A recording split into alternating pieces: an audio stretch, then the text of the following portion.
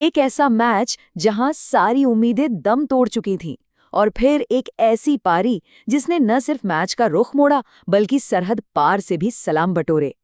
आज हम उसी रोमांचक मुकाबले की कहानी में चलेंगे जहां एक खिलाड़ी ने हार के जबड़े से जीत छीन ली थी। यही सवाल, जी हाँ, यही सवाल उस दिन करोड़ों भारतीय फैंस के दिलों में धड़क रहा था जब टी20 की नंबर 1 टीम इंडिया क्रिकेट की दुनिया में नए नवेली यूएसए के सामने थी।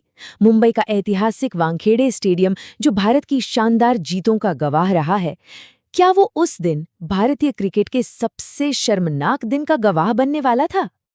तो चलिए कहानी की शुरुआत में चलते हैं और देखते हैं कि भारत इस शर्मनाक हार के इतने करीब आखिर पहुंचा कैसे। माहौल में जबरदस्त जोश था, लेकिन अमेरिका के कप्तान ने टॉस जीतकर पहले गेंदबाजी चुनी। उनका प्लान एकदम साफ था, नई गेंद से भारतीय बल्लेबाजों पर शुरुआत में ही दबाव बनाना। पर किसी को क्या पता था कि ये फैसला भारत के लिए एक बुरे सपने की शुरुआत होने वाला है। और फिर जो हुआ उसने पूरे स्टेडियम को जैसे सन्न कर दिया। भारत की वो मजबूत बल्लेबाजी जिसकी दुनिया में मिसालें दी जाती हैं, वो ताश के पत्तों की तरह ढहने लगी। पहले ही ओवर में अभिषेक शर्मा गए। कुछ देर बाद फॉर्म में चल रहे ईशान किशन वो भी चलते बने। तिलक वर्मा ने थोड़ी देर तो संघर्ष किया, लेकिन वो भी पवेलियन लौट गए। और फिर आए शिवम दुबे और पहली ही गेंद पर आउट, गोल्डन डक। मतलब एक के बाद एक भारत के बड़े बड़े नाम वापस लौट रहे थे। जरा स्कोरबोर्ड देखिए, सिर्फ 46 रन और 4 विकेट जमीन पर।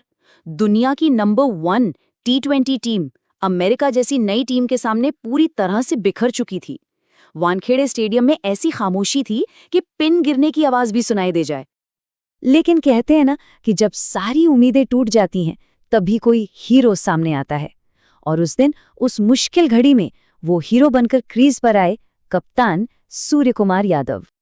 शुरुआत में तो सूर्या ने एक समझदार कप्तान की तरह पहले हालात को समझा, गेंदबाजों को परखा और धीरे धीरे पारी को आगे बढ़ाया। लेकिन ये तो तूफान के पहले की शांति थी।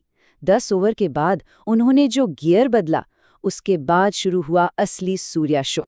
मतलब मैदान का ऐसा कोई कोना नहीं था जहां सूर्या ने गेंद को सैर न कराई हो। उनका वो स्कूप शॉट देखकर तो गेंदबाज भी सोच रहे थे कि भाई इस शॉट के लिए फील्डिंग कहाँ लगाएं। अमेरिकी टीम के पास कोई जवाब ही नहीं था कि इस बल्लेबाज को रोका कैसे जाए। ये सिर्फ रन नहीं थे, ये एक अरब फैंस की टूटती उम्मीदों को फिर से जोड़ने वाली पारी थी। सिर्फ 49 गेंदों में 84 रन्स, नॉट आउट। एक ऐसी पारी जिसने भारत को मैच में वापस जिंदा कर दिया। तो सोचिए जरा, 40 पर 4 से 161 तक का सफर।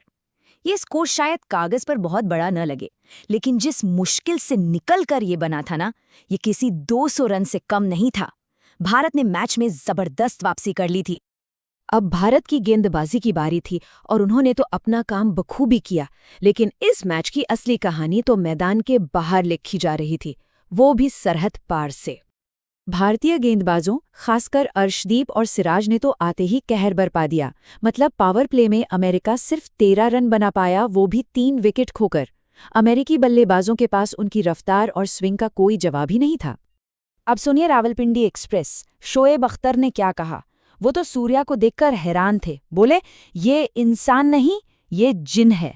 और उन्होंने तो ये तक कह दिया कि बाबर आजम को सूर्या से सीखना चाहिए कि कप्तान की पारी आखिर होती क्या है।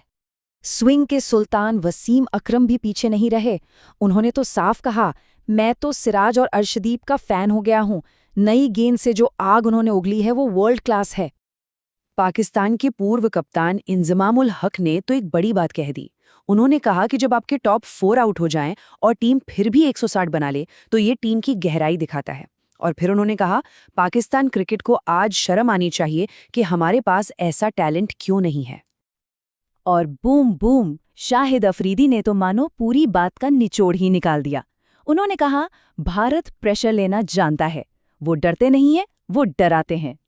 ये जीत सिर्फ 2 पॉइंट्स की नहीं थी, ये दुनिया को एक पैगाम था, एक ऐलान था कि ये टीम मुश्किल से निकलना जानती है और अपने सबसे बड़े प्रतिद्वंदियों से भी सम्मान जीतना जानती है। ये जीत साबित करती है कि ये एक न्यू इंडिया है जो किसी भी हाल में कहीं से भी वापसी करना जानता है। लेकिन सोचने वाली बात यह है कि क्या ये सिर्फ एक और मैच था, या ये उस निडर सोच की शुरुआत थी जो आने वाले कई सालों तक भारतीय क्रिकेट की पहचान बनने वाली है।